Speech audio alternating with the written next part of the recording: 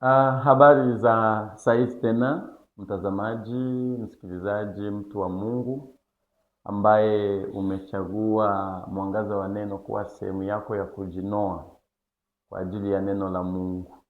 Nikukaribishe sana.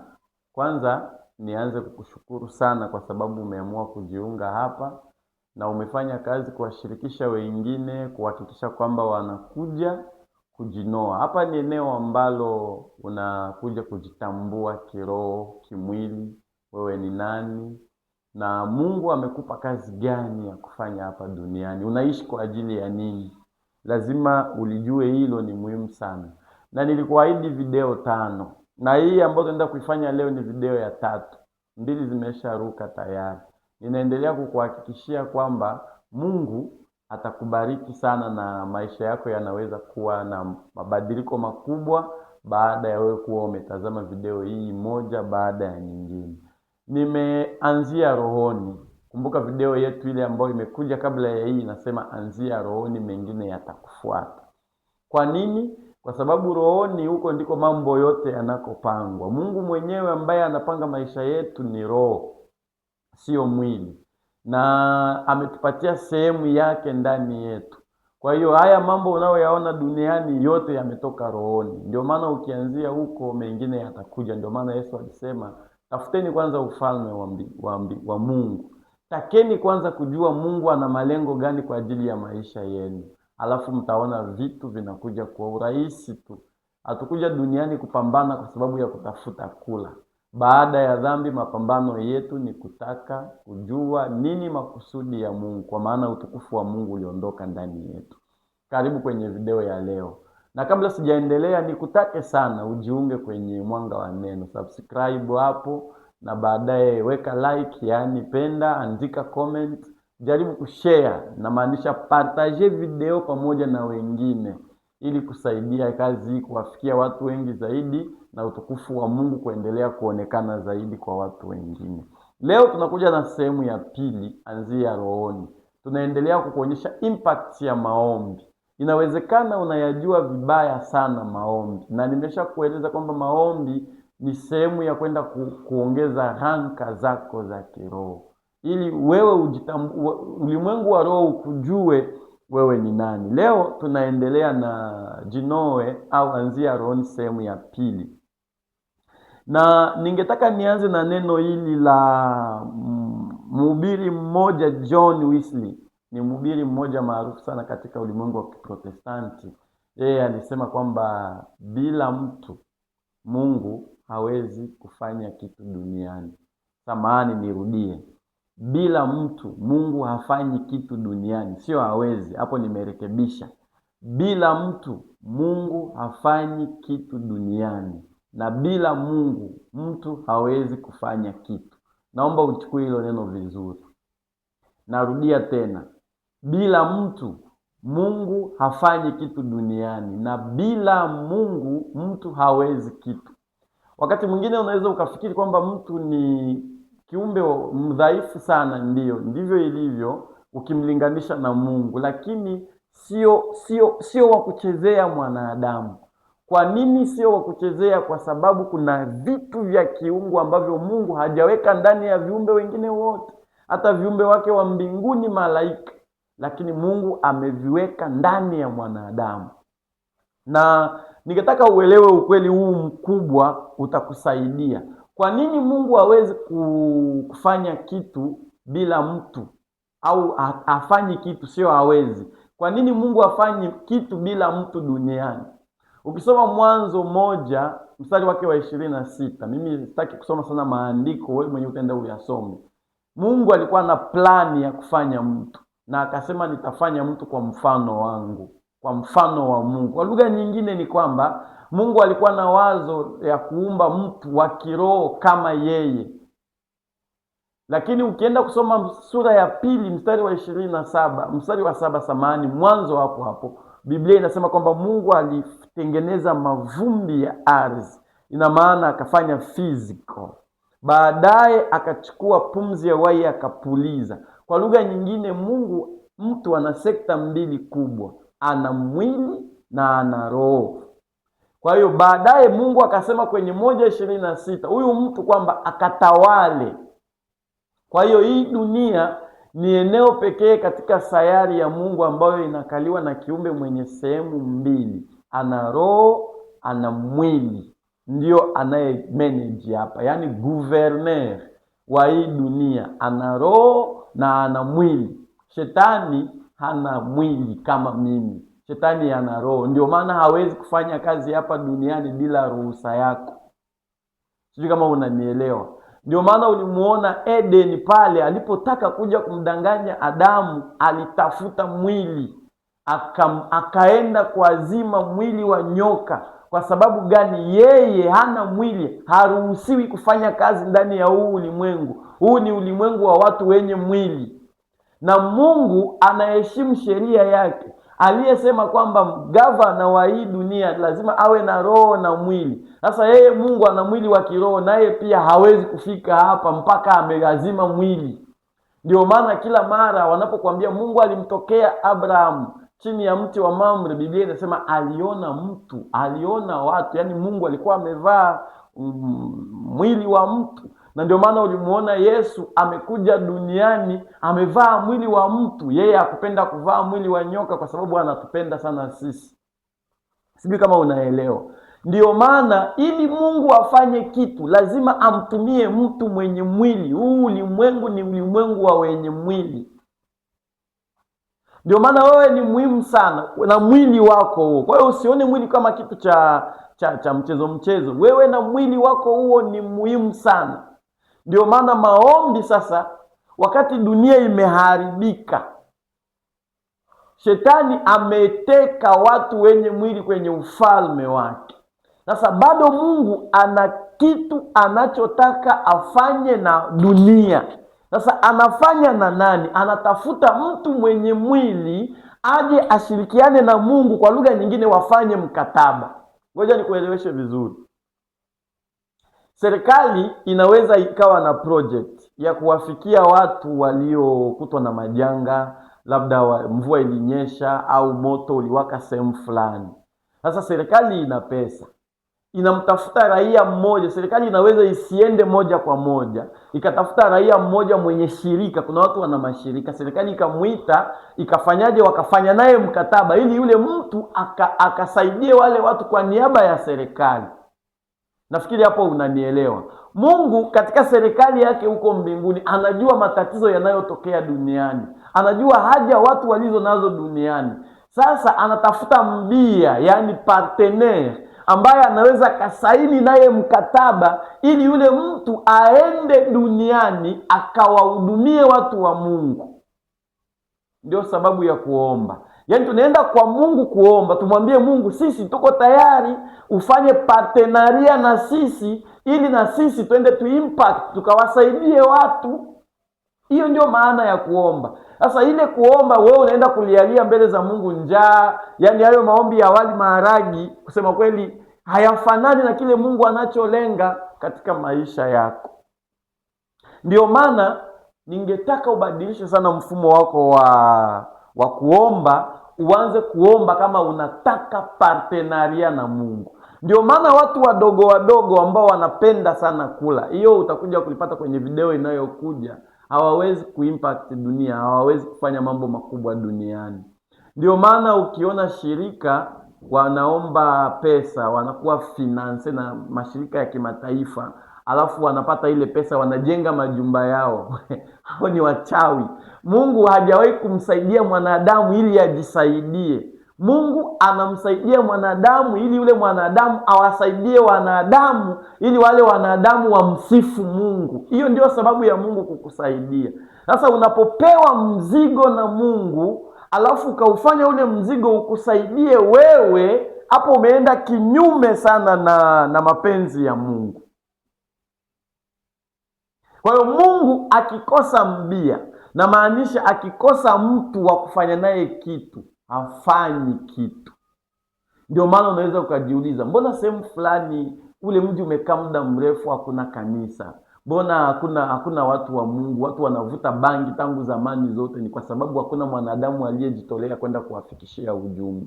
Na Mungu hawezi kwenda hapo. Nikupe mfano. Kumbuka watu wa Ninawi walipokuwa wanalia kwa sababu ya dhambi zao, Mungu hakwenda Ninawi peke yake, kwa sababu yeye ni roho. Lazima amtafute mtu mwenye mwili akawafundishe wenye mwili wengine. Akaenda kwa Yona.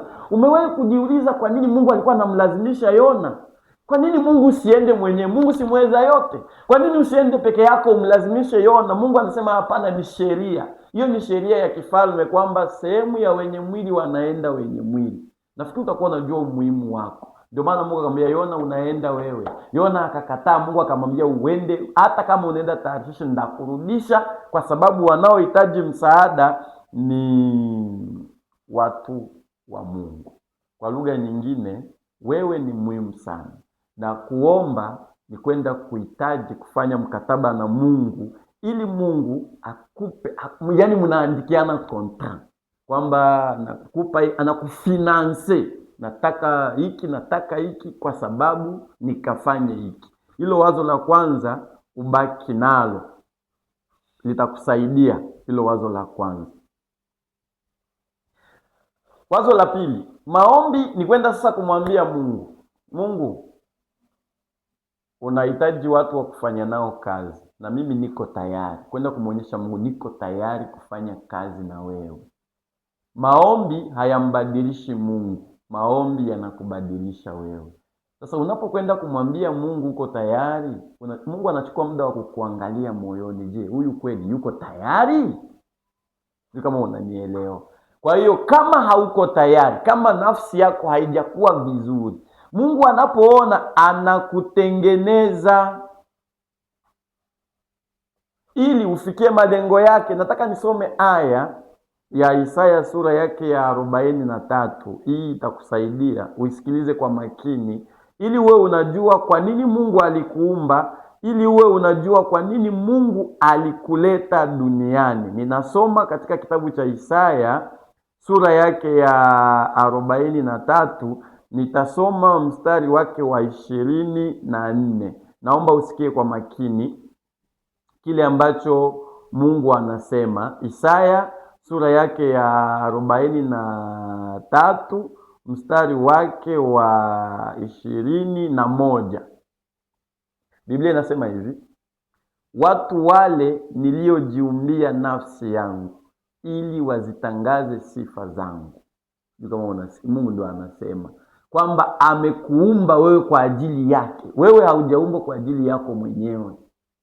Ndio maana unapokuwa mchoyo, kila kitu unataka kiwe cha kwako, ni tofauti na mapenzi ya Mungu. Mungu anasema nimejiumbia watu kwa ajili ya nafsi yangu, ili wazitangaze sifa zangu. Kwa lugha nyingine, kuna watu wanahangaika sehemu. Mungu amekuumba wewe ukafanye projet, umwambie Mungu akupatie financement, ukawahudumie wale watu wamtukuze Mungu. Ngoja nisome mstari wake wa 7. Mstari wake wa 7 wa sura hii. Usikie jinsi Biblia inasema, alafu uwe unajua. Inasema hivi: kila mmoja aliyeitwa kwa jina langu niliyemuumba kwa ajili ya utukufu wangu mimi nimemuumba, na mimi nimemfanya. Mungu amewafanya watu kwa ajili ya utukufu wake. Ndio maana unapovaa, hakikisha kwamba unaonekana watu wanamtukuza Mungu katika mavazi yako. Kila unachokifanya, yani hata kama unalima shamba, anza kujiuliza, hili shamba ninalilima Mungu atatukuzwaje hapa? Ukivuna mavuno yote ukauza yote, alafu ukachukua pesa yote ukajijengea nyumba ukalala wewe, huo ni ushetani. Haujaumbwa kwa sababu hiyo, umeumbwa kwa sababu ya kuimpact. Ngoja nikupe mfano mwingine. Umeuona mti wa matunda, mwembe au mti wa avocado, au niseme mti au niseme mgomba, unaota, unapamba, unatia maua, kamwe haujawahi kula maua yake au matunda. Mti unapozaa matunda, sisi wanadamu ndo tunafaidika. Alafu tunapofaidika tunamtukuza Mungu kwa sababu ya yale matunda. Lakini mti wenyewe hauli matunda, unatoa matunda kwa sababu ya watu wengine. Hayo ndio maisha ambayo Mungu ametupa tujifunze, kwamba wewe hapo natakiwa uzae matunda. Ukishazaa matunda, baadaye watu wengine wabarikiwe. Sasa ili ujue matunda gani unayozaa, ndio maana unaenda kukaa pamoja na Mungu kwa njia ya maombi. Kwa hiyo mbingu haiwezi kufanya kitu duniani kama bado haijamuona mtu ambaye yuko tayari kutumika na mbingu, na huyo mtu ndio wewe. Je, unataka kufanya mambo makubwa duniani? Nenda kakae na Mungu kwa maombi. Ndio maana nilikwambia kwenye video iliyopita kwamba haya maombi sio kwamba unataka kula ugali tuombe, sijakataa, lakini sijui wakati mwingine unaogopa watu ambao hawaombi wanakula tu na ugali unaenda tumboni. Sijakukataza kuomba wakati wa kula, ni kitu kizuri sana, lakini kuomba ni zaidi ya hapo. Kwa hiyo lazima uwe tayari, lazima ujinoe kuingia kwenye proje na Mungu. Hilo ngoja nikuonyeshe kitu kwenye kitabu cha Isaya sura ya 6. Isaya alikuwa bado kabisa hajakaa vizuri kufanya project na Mungu. Na hii ngoja niache, nitakuja nikwambie baadaye. Nilikuwa nasema kwamba lazima uwe tayari. Ukishakuwa tayari, ukienda kwa Mungu, kitu cha kwanza anakubadilisha uraia. Kwa hiyo maombi yanakusaidia upate uraia wa mbinguni.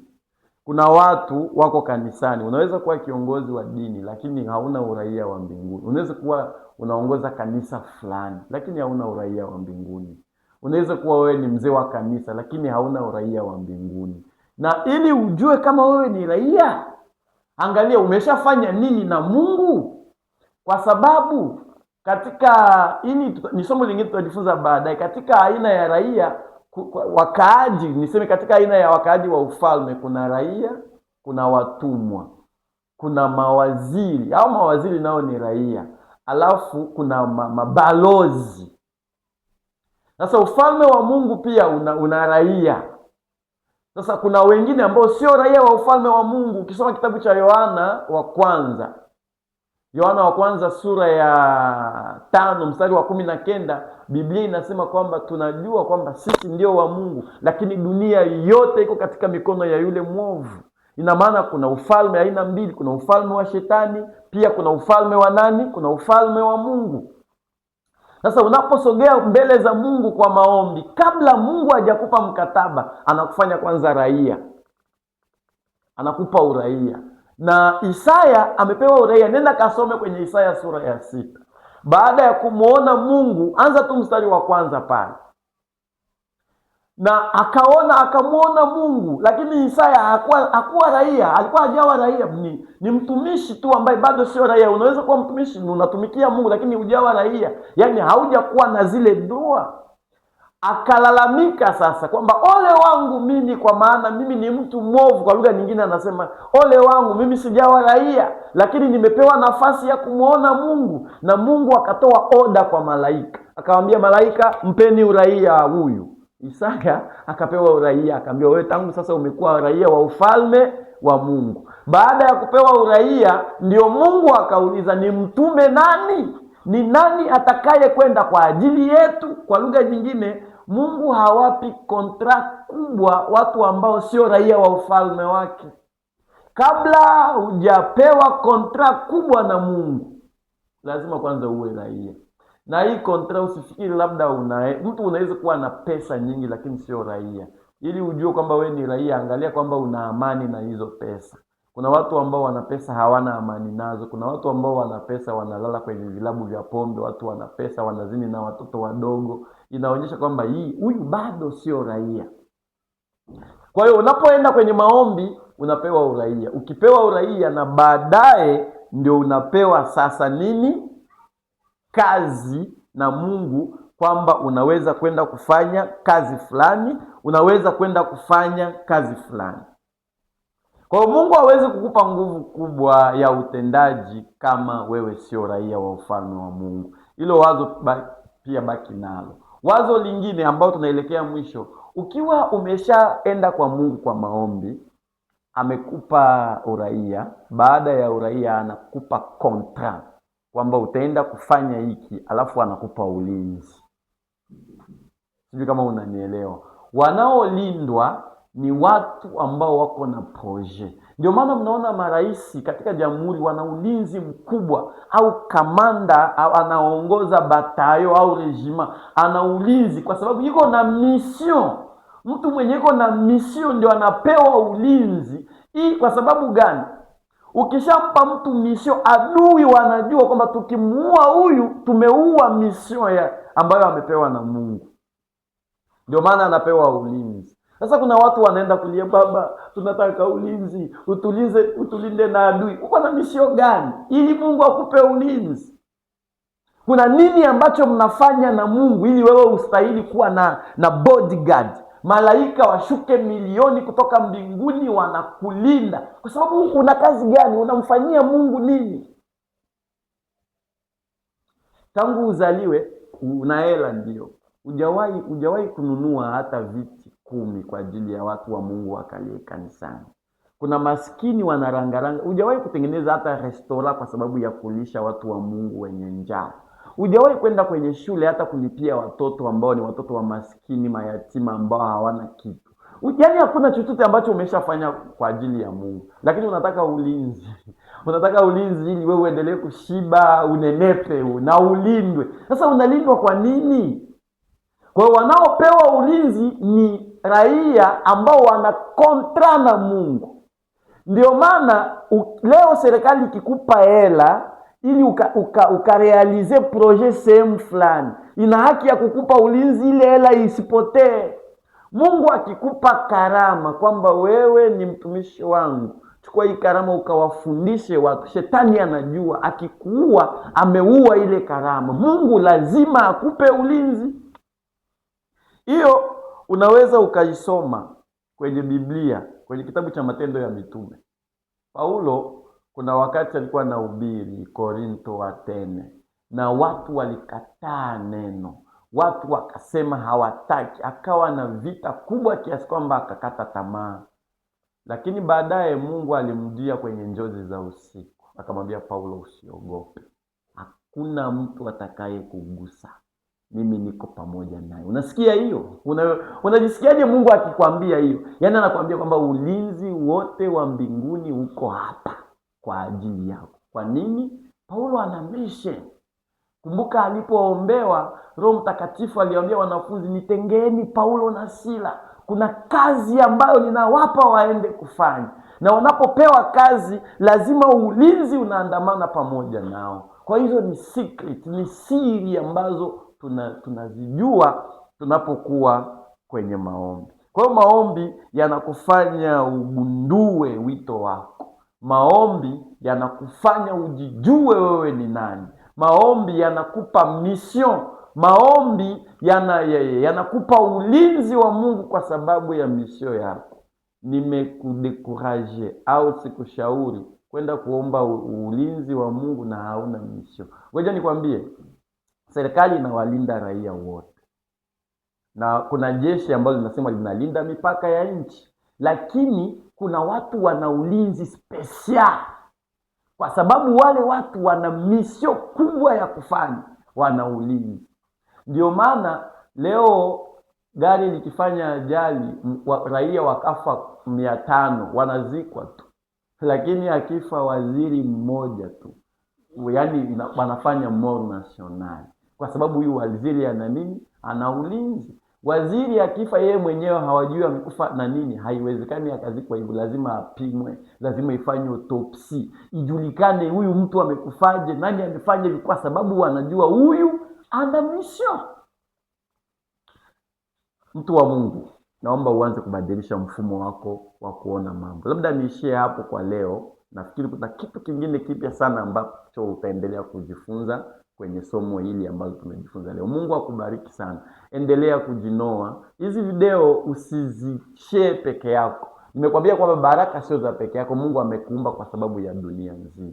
Usizishare peke yako. Hakikisha kwamba unaziangalia na watu wengine. Hakikisha kwamba unashare pamoja na watu wengine, na unapartage, unatelecharge, ndio kudownload, ili watu wengine waendelee kubarikiwa. Endelea kujinoa. Mungu akubariki.